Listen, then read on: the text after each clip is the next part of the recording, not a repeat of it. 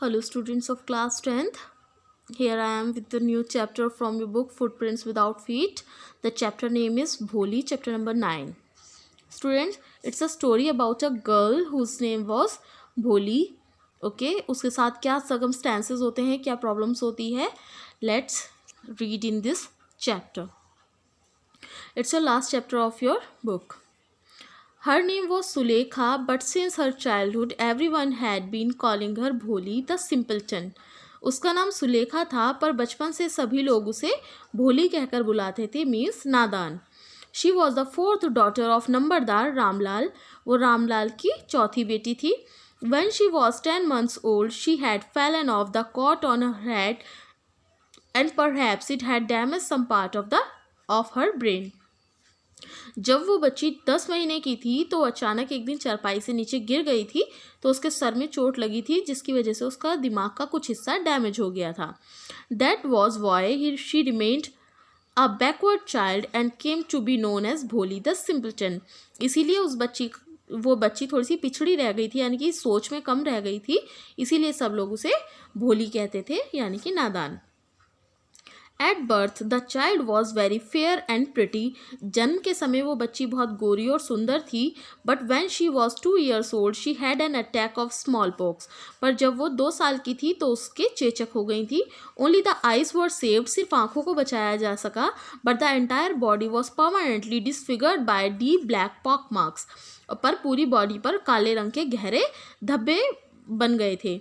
Little Sulekha could not speak till she was 5. जो छोटी सुलेखा थी वो जब 5 साल की थी तब तक भी बोल नहीं पाई थी. And when at last she learn to speak she stammered. और अंत में जब उसने बोलना सीखा तो वो हकलाने लगी. द अदर चिल्ड्रन ऑफर made fun of her and mimicked her. अक्सर जो बच्चे थे वो उसका मजाक उड़ाया करते थे, उस पर हंसा करते थे. As a result she talked very little. और इसीलिए वो बहुत कम बोलती थी. Ramlal had 7 children. रामलाल के 7 बच्चे थे.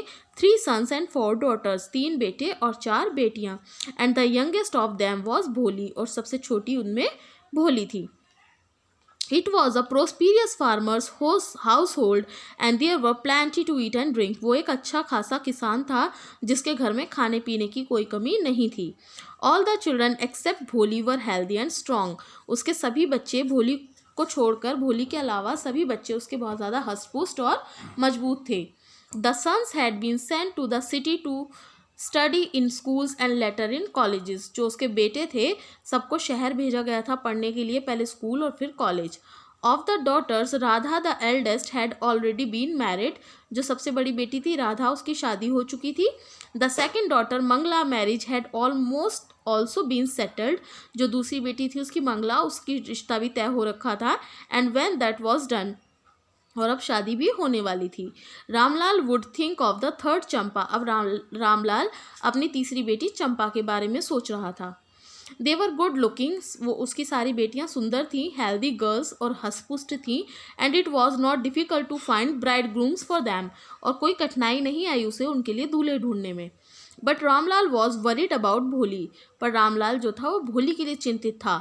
She had neither good looks nor intelligence. ना तो वो समझदार थी और ना ही वो सुंदर थी. Bholi was 7 years old when Mangala was married. Bholi 7 साल की थी जब मंगला की भी शादी हो गई. The same year a primary school for girls were open in their village. और उसी ईयर एक प्राइमरी स्कूल खोला गया लड़कियों के लिए उनके गांव में. The tehsildar sahib came to perform its opening ceremony. Tehsildar साहब आए वहाँ पर अपनी ओपनिंग सेरेमनी करने के लिए. He said to Ramlal. उन्होंने रामलाल से कहा, as a revenue official you are the representative of the government in the village and so you must set an example to the villagers. कि तुम एक हरे भरे परिवार से हो और तुम इस गांव के मुखिया हो, तो तुम्हें एक एग्जाम्पल बनाना चाहिए इस गांव में. You must send your daughters to school. तुम्हें अपनी बेटियों को स्कूल भेजना चाहिए. That night when Ramlal consulted his wife she cried, are you crazy? If girls go to school who will marry them. तो एक जब रात को रामलाल अपनी वाइफ से कंसल्ट करता है तो वो उस पर चिल्लाकर बोलती है कि तुम पागल हो क्या कि अगर लड़कियां स्कूल जाएंगी तो उनसे शादी कौन करेगा। But Ramlal had not the courage to disobey the tehsildar. पर रामलाल के अंदर इतना साहस नहीं था कि वो तहसीलदार को मना कर सके। At last his wife said, और अंत में उसकी बीवी ने कहा, I will tell you what to do, कि मैं तुम्हें बताती हूँ क्या करना है। सेंड भोली टू स्कूल, कि भोली को स्कूल भेजो। As it is there is little chance of her getting married, कि शायद इससे उसकी शादी होने में थोड़ी सी मदद मिल जाए। With her ugly face and lack of sense, कि एक तो उसका चेहरा अच्छा नहीं है, ऊपर से उसमें समझ नहीं है, तो अगर स्कूल जाएगी तो शायद उसकी शादी हो सके। Let the teachers at school worry about her, के जो टीचर्स हैं स्कूल की उन्हें ही उसके लिए परेशान होने दो। The next day Ramlal caught Bholi by the hand and said, come with me. और अगले दिन रामलाल ने भोली का हाथ पकड़ा और उससे कहा, I will take you to school, कि मैं तुम्हें स्कूल ले जाऊंगा। भोली वॉज फ्राइटेंड, भोली डर गई। शी डिड नॉट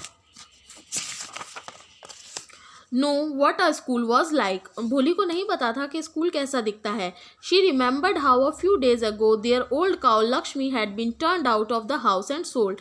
उसे याद है कि कुछ दिन पहले इसी तरह उसकी गाय को लक्ष्मी को ले जाया गया था और घर से बाहर ले जाकर बेच दिया था।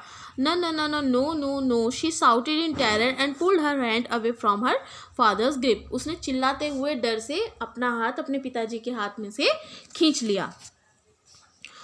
What is the matter with you you fool, के तुम मूर्ख लड़की, तुम्हारे साथ क्या परेशानी है। शाउटेड रामलाल, रामलाल चिल्लाया। I am only taking you to school, मैं सिर्फ तुम्हें स्कूल ले जा रहा हूँ। Then he told his wife, तब उसने अपनी बीवी से कहा, let her wear some decent clothes today, आज इसे कुछ अच्छे कपड़े पहनाओ। और else what will the teachers and the other school girls think of us when they see her, कि फिर अगर टीचर्स ने और लड़कियों ने इसे देखा तो वो हमारे बारे में क्या सोचेंगी। New clothes had never been made for Bholi, Bholi के लिए कभी भी नए कपड़े नहीं बनाए जाते थे। The old dresses of her sisters were passed on to her, जो उसकी बहनों की पुराने कपड़े होते थे वही उसे दिए जाते थे। No one care to mend और वॉश हर क्लोथ्स, किसी को चिंता नहीं थी कि उसके कपड़ों को सिले या धोए। But today she was lucky to receive a clean dress which had shrunk after many washing and no longer fitted Champa, पर आज वो लकी थी कि उसे एक साफ ड्रेस पहनने को मिली है जो बहुत बार धुलने की वजह से चंपा को अब फिट नहीं होती और वो सिकुड़ गई है। She was even bath and oil was rubbed into her dry and matted hair, और आज उसे नहलाया भी गया और उसके सूखे और गंदे बालों में भी तेल लगाया गया। Only then did she begin to believe that she was being taken to a place better than her home, और आज उसे लग रहा था कि शायद उसे घर से अच्छी जगह ले जाया जा रहा है, क्योंकि उसे इस तरह से ट्रीटमेंट मिल रहा है जो उसे कभी नहीं मिलता। When they reached the school, the children were already in their classroom. जब वो स्कूल पहुंची तो ऑलरेडी बच्चे क्लास में थे। Ramlal handed over his daughter to the headmistress. Ramlal ने उसका हाथ प्रिंसिपल के हाथ में दिया। लेफ्ट अलोन, उसे अकेला छोड़ दिया। The poor girl looked about her with fear laden eyes, और जो बेचारी गरीब बच्ची अपनी डरी हुई आंखों से उसको देखती रही। देयर वर सेवरल रूम्स, वहाँ थोड़े ही कमरे थे। And in each room girls like her squatted on mats, और हर कमरे में लड़कियां लाइन से बैठी थीं। रीडिंग फ्रॉम बुक्स और राइटिंग ऑन स्लेट्स, लड़कियां किताब में से पढ़ रही थी और स्लेट पर लिख रही थी। The headmistress asked भोली to sit down in a corner in one of the classroom, जो प्रिंसिपल थी उसने भोली से कहा कि बैठ जाओ क्लासरूम के एक कोने में। Bholi did not know what exactly a school was like and what happened there, Bholi को बिल्कुल नहीं पता था कि स्कूल क्या होता है और वहाँ पर क्या करते हैं। But she was glad to find so many girls almost of her own age present there, पर वो इतनी सारी लड़कियों को, अपनी ही एज की लड़कियों को देखकर वहाँ पर खुश थी। She hope that one of these girls might become their friend, और ये सोचकर खुश थी कि शायद इनमें से एक लड़की मेरी दोस्त बन जाए। The lady teacher who was in the class was saying something to the girls, but भोली could understand nothing. जो लेडी टीचर थी क्लास में वो लड़कियों से कुछ ना कुछ कह रही थी, समझा रही थी, पर भोली को कुछ समझ नहीं आ रहा था। She looked at the pictures on the wall, वो सिर्फ दीवार पर लगी पिक्चरों को देख रही थी। The color fascinated her, जो कलर्स थे वो उसे अपनी तरफ खींच रहे थे। The horse was brown just like the horse on which the tehsildar had come to visit their village. घोड़ा बिल्कुल उसी तरह का था जैसा ब्राउन घोड़ा तहसीलदार का है जो गांव में उस पर बैठकर आता है। The goat was black like the goat of their neighbours, बकरी उतनी ही काली थी जितनी उनके पड़ोसियों की बकरी है। The parrot was green like the parrot she had seen in the mango orchard, और ये तोते भी उसी तरह से हरे हैं जिस तरह के तोते वो आम के बगीचे में देखती है।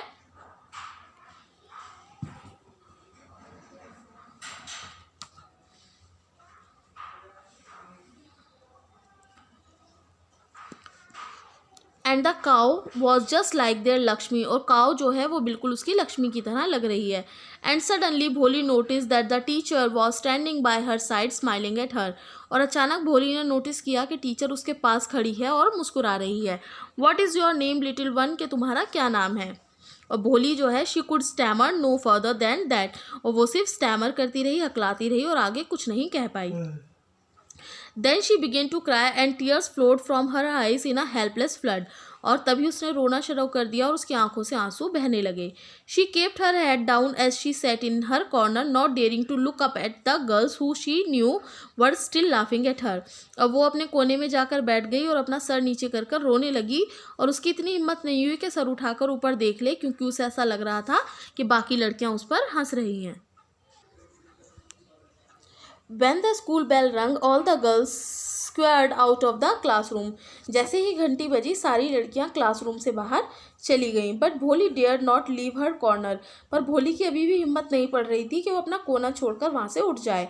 हर head still lowered, she kept on sobbing, उसका सर अभी भी नीचे था और वो अभी भी सुबक रही थी। Bholi, the teacher's voice was so soft and soothing, in all her life she has never been called like that, it touched her heart. जो टीचर थी उसने बहुत प्यार से उसकी प्यारी सी आवाज़ में, सॉफ्ट आवाज़ में उसका नाम पुकारा, और भोली को आज तक किसी ने इस तरह से नहीं पुकारा था। उसे उसके दिल को ये बात अच्छी लगी। Get up said the teacher, teacher ने कहा कि खड़े हो जाओ। It was not a command but just a friendly suggestion. भोली गॉट अप, वो कोई कमांड नहीं थी, वो सिर्फ उसने टीचर ने बहुत प्यार से उसे कहा था, और भोली खड़ी हो गई। Now tell me your name, अब अपना नाम बताओ। Sweat broke out over her whole body, उसके पूरे शरीर से पसीना आने लगा। Would her stammering tongue again distracts her, और उसे ये लगा कि क्या मेरी ये जो हकलाने की आदत है फिर से मुझे परेशान करेगी। For the sake of this kind women however she decide to make an effort, और पर उसने ये सोचा कि इस महान, इस दयालु औरत के लिए वो दोबारा से एफर्ट लगाएगी। She had such a soothing voice she would not laugh at her, कि इसकी आवाज़ कितनी अच्छी थी और ये मुझ पर हंसी भी नहीं। तो शी बिगेन टू स्टैमर, उसने फिर से अपना नाम बोलना शुरू किया और हकलाने लगी। Well done, the teacher encouraged her, teacher ने उसे उत्साह से कहा कि हाँ हाँ बोलो बोलो, come on now the full name, कि चलो फिर से पूरा नाम बताओ। तो भोली अपना पूरा नाम हकलाते हुए बोल देती है। At last she was able to say it and felt relieved as if it was a great achievement, और वो अपना नाम लेने के बाद उसे फील होता है कि उसने बहुत कुछ अचीव कर लिया है। Well done, the teacher patted her affectionately and said put the fear out of your heart and you will be able to speak like everyone else. Teacher ने उसका पीठ थपथपाई और उससे कहा कि तुम अपने अंदर से ये डर निकाल दो, अपने दिल से, और अगर तुम ये डर निकाल दोगी तो तुम भी औरों की तरह बोलने लगोगी जैसे और लोग बोलते हैं। Bholi looked up as if to ask really, Bholi ने ऊपर देखा ये पूछने के लिए कि क्या टीचर सच कह रही है, क्या ऐसा हो सकता है कि मैं सचमुच देखने मैं इसी तरह से बोलने लग जाऊं। Yes yes it will be very easy, कि हाँ हाँ बहुत आसान है। You just come to school every day, के पर तुम डेली स्कूल आओ। विल यू कम, क्या तुम आओगी। भोली नॉडेड, तो भोली ने अपना सर हिलाया। नो से इट अलाउड, कि नहीं जोर से बोलो ये yes. And Bholi herself was astonished that she had been able to say it, और भोली को अपने ऊपर खुद आश्चर्य हुआ कि उसने यस बोल दिया। Didn't I tell you now take this book, के देखो मैंने कहा था ना तुमसे कि तुम बोल पाओगी, लो अब ये किताब लो। The book was full of nice pictures and the pictures were in colour, कि पूरी बुक में पिक्चर बनी हुई हैं और सभी पिक्चर्स में कलर हो रखे हैं। Dog, cat, goat, horse, parrot, tiger and a cow just like Lakshmi, कि सारी चीज़ें हैं इसमें।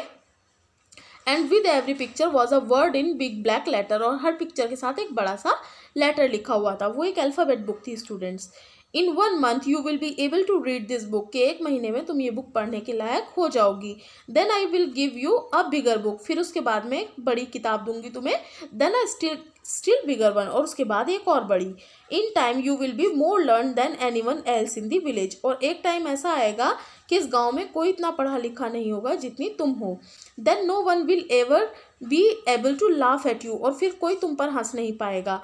People will listen to you with respect and you will be able to speak without the slightest stammer, कि फिर लोग तुम्हें सुनेंगे, तुम्हारी रिस्पेक्ट करेंगे और तुम्हारे ये जो हकलाने की आदत है ये भी चली जाएगी। अंडरस्टैंड, कि क्या तुम समझी? Now go home and come back early tomorrow morning, कि चलो घर जाओ और रोज सुबह स्कूल जल्दी आना। Boli felt as if suddenly all the bells in the village temple were ringing and the trees in front of the schoolhouse had blossomed into big red flowers. भोली को इतना अच्छा लगा कि उसे लगा कि अचानक गांव के सभी मंदिरों की घंटियां बजने लगी हैं और सभी जगह पर लाल लाल फूल पेड़ों पर खिल गए हैं, क्योंकि वो बहुत खुश है। Her heart was throbbing with a new hope and a new life.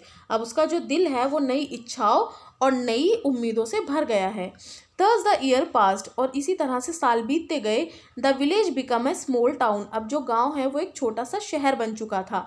The little primary school became a high school, अब वो जो छोटा सा प्राइमरी स्कूल था वो एक बड़ा सा हाई स्कूल बन चुका है। There were now a cinema under a tin shed and a cotton ginning mill, अब वहाँ पर एक छोटा सा टीन शेड के नीचे सिनेमा भी चलता है और वहाँ पे कॉटन बनाने की मिल भी लग चुकी है। The mail train began to stop at their railway station, अब जो मालगाड़ी है, ट्रेन है, वो भी अब उनके स्टेशन पर रुकने लगी है। One night after dinner, Ramlal said to his wife, "Then shall I accept विशंबर्स proposal?" एक रात खाने के बाद रामलाल अपनी बीवी से कहता है कि क्या मुझे विशंबर का प्रपोजल अपना लेना चाहिए? Yes, certainly, his wife said. उसकी वाइफ ने कहा हाँ हाँ बिल्कुल। भोली will be lucky to get such a well-to-do bridegroom, कि भोली बहुत लकी है कि उसे इतना अच्छा कामकाजी दूल्हा मिलेगा। A big shop, a house of his own, and I hear several thousand in the bank, कि एक अच्छी बड़ी दुकान है, वो अपना घर है और उसके बैंक में मैंने सुना है कि हज़ारों रुपए हैं। More over he is not asking for any dowry, और सबसे बड़ी बात कि वो अभी किसी दहेज की भी मांग नहीं कर रहे हैं।